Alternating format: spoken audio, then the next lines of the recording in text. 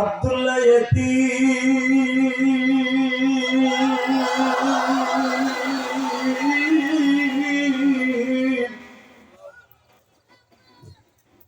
আব্দুল্লাহর মা আব্দুল্লাহর কোলে বসায়া বাবা রুটি দিয়া উটের গোশত পাক করে আব্দুল্লাহর গালের মধ্যে ছোট্ট ছোট্ট প্যারাসিটামলের বড়ির মতো বাবা করে আব্দুল্লাহর গালে দেয়।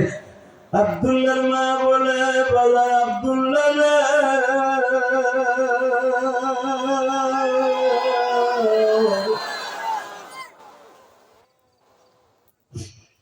তোর মতো 13 বছরের বাচ্চা এখনো বালে কষ্ট নাই,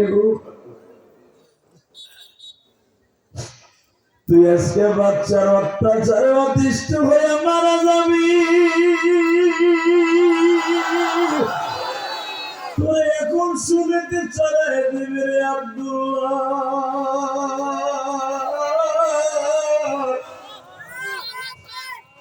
আমি মা দোয়া করে গেলাম গো বাবা, তোরে শুনিতে চড়াইবার আগে যেন আমার মৃত্যু হইয়া যায়, কারণ আমি মা সহ্য করতে পারবো না আমার ছেলে আমার সামনে কই মাছের মতো দাবায় মারা যাবে।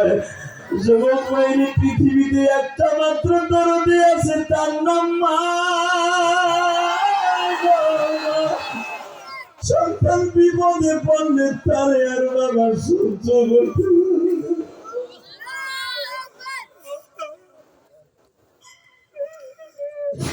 কত বিএনপির নেতা ছিল, জামাতের নেতা ছিল, পুলিশে যখন বাড়ির থেকে ধরে নিয়ে বাবা কিশোরগঞ্জ তারাগঞ্জের থানার মধ্যে টর্চারিং করে মারে, মা চিল্লায় যায় পুলিশের পাও ধরে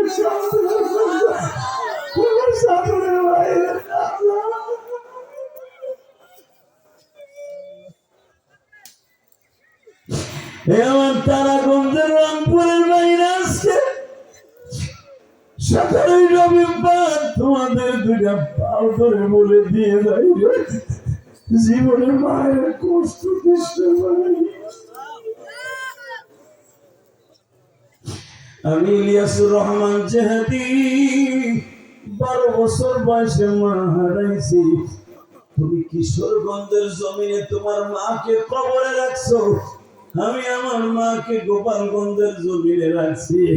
ভাই এবার আমার দিকে তাকাও। আমার যখন 12 বছর বয়স মাদ্রাসার থেকে আসিয়া দেখি আমার মাকে আমাদের মসজিদের মাঠে 5খানা কাপড় পরে এইভাবে শোয়ে।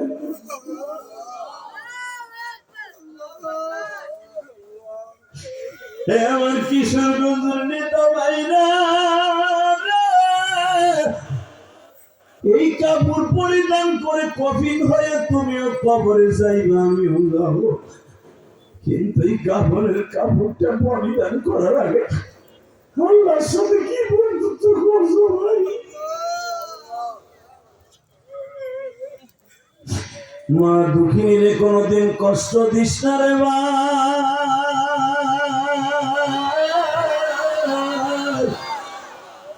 বলো আল্লাহ দেখো কেমনে চিল্লে আর কান্দে, আল্লাহ দেখো, আল্লাহ দেখো সামনে বই আছে কবলে কলিজার টুকরা বাইরে কান্দে, হয়তো কারো মা নাই কারো বাবা নাই, আমি জানি না সভাপতি প্রধান অতিথির মা দুঃখিনী বেঁচে আছে কিনা। যখন তাদের ছাত্র জীবন ছিল কলেজ থেকে বাইতে গেলে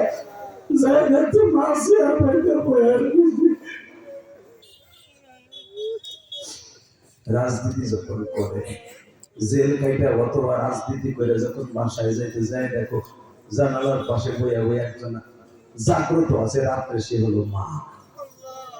আজকে সেই দূরে দূর নাই, কেউ জানালার পাশে বসে থাকে। শুধু আপনাদের বলবো মা বাবারে কষ্ট দেওয়া যাবে না।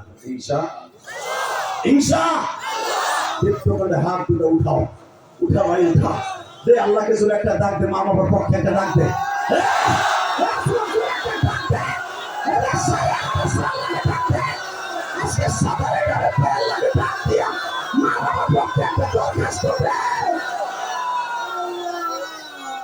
আল্লাহ তুমি আমার বাড়িতে বাবা মাকে মাফ করে দাও, আব্দুল্লাহর মতো আমাদেরকে বানায় দাও, ইসলামের জন্য কথা বলার হক কথা বলে বলার তৌফিক দান করো।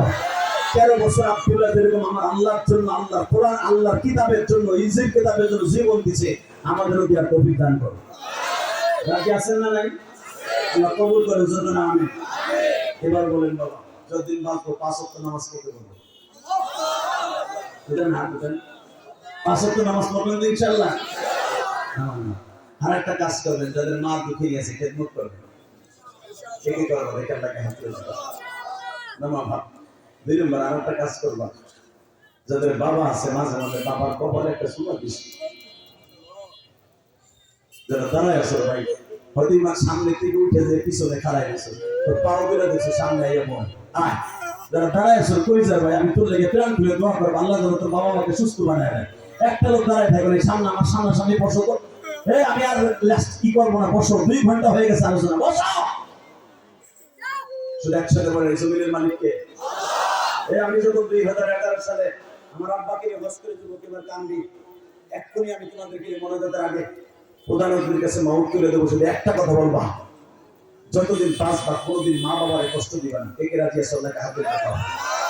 নামা ভাব। 2 নম্বরে আমার সাথে ওয়াদা দাও, আমি যদি জান্নাতে যাই তোমাকে ফিরে যাব না। ইনশাআল্লাহ বলেন। ইনশাআল্লাহ। একসাথে জান্নাতে যাওয়ার নিয়ত আছে না?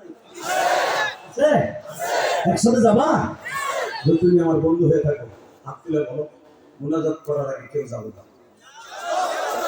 দেখো, আমি মুসাফিরের সাথে 2 ঘন্টা পর্যন্ত বসে আছি, এরা সিলাই কাঁদছে, এরা বাপ হারাম না হারা, অথবা বাপ মা অসুস্থ হয়ে ঘরে পড়ে আছে, সবাইকে তুমি কবুল করো। আমার 1 মিনিট 13 সেকেন্ড টাইম দিব। আমি 2011 সালে আমার বাবাকে নিয়ে হজ করছি, আলহামদুলিল্লাহ বলে। আমার তো আমার মা 12 বছর বয়সে ছেলে কবরে ঘুমাই গেছে। মায়ের কষ্ট বুকে নিয়ে বড় হয়েছে। যার মা নাই ওর দুঃখ জীবনে যায় না। এই শীতের দিন আসলে তোমরা মায়ের হাতের পিঠা খাওয়া, আমি গেছে মাঞ্জালি 12 বছর বয়স পিঠা খেতে মনে দুঃখ মনে নিয়ে মাদ্রাসার বারান্দায় ঘুরছি। এখনো পর্যন্ত মার কষ্ট বুকে নিয়ে ঘুরি। তোমাদের যাদের মা আছে তোর মতো এই প্রধানমন্ত্রীর মা নাই, তার ভুক্ত হয়ে দেখো, তার দল আছে, বল আছে, টাকা আছে, পয়সা আছে, সব আছে, ওই জান্নাত তো ধরে নাই। তার মতো অভাবে আর কেউ শুধু মায়ের অভাব। আমি জেহাদের এমন কোন জিনিস নাই যে আমার আল্লাহ দেয় নাই। ঢাকার ভিতরে আল্লাহ আমাকে অনেক কিছু দিয়েছে। আমি নিজের অর্থায়নে নিজের টাকা খরচ করে একটা মসজিদ বানিয়েছি। 4 কোটি টাকা খরচ করে আমি গিয়েছিলাম জেহাদে একটা মসজিদ বানিয়েছি। দেখে আসবা, যদি তোমাকে রং করেছে আমার গাড়ি ফিরাই জিজ্ঞেস করো। ও তো আমার ওই মাদ্রাসায় ঘুমায়, সারা রাত আমার এনে গাড়ি চালায়। আগামীকালকে গতকালকে রাত্রে চলে আসছে, জানে যান বিমানে ও আগে আসছে, আলহামদুলিল্লাহ বলেন। ওর কাছে জিজ্ঞেস করো, তো আমার ড্রাইভার, ও তো আর মিথ্যা কথা বলবেন। তোমার এলাকায় রংপুরের ছেলে, নীলফামারীর ছেলে, ও আমাকে বলে দিনাজপুরের ছেলে। হুজুর, আমি যদি ওয়াজে শুনছিলাম ইউটিউবে, আমাদের দিনাজপুরে এসে বলছিলেন আমি 4 কোটি টাকা খরচ করে মসজিদ বানিয়েছি, শুধু এই মসজিদটা দেখার জন্য আমি আসছি, আর এই মসজিদটা আপনার মায়ের জন্য আপনি করেছেন। গতকালকে যেখানে ওয়াজ করছি, প্রধান অতিথির সভাপতির সাক্ষী রেখে বলে গেলাম, আমার মসজিদের প্রধান অতিথি টাকা দিয়ে কি বলে জানো? হুজুর, আমার জীবনে ইটের বাটার মালিক হয়েছি, অনেক টাকার মালিক হয়েছি, মসজিদ করতে পারি না এরকম ভাবে। আপনার মায়ের জন্য করছেন, আপনার মায়ের মসজিদ দিলে আমি দোয়া করলাম যে আপনার মার সাথে আমার মা জান্নাত হবে। মসজিদ তো ব্যক্তিগত নেই, মসজিদ সারা দুনিয়ার মানুষের। কথা বল না কেন? অনেক পাও বলবো, আমার মা নাই, আমার মায়ের ওসিয়ত ছিল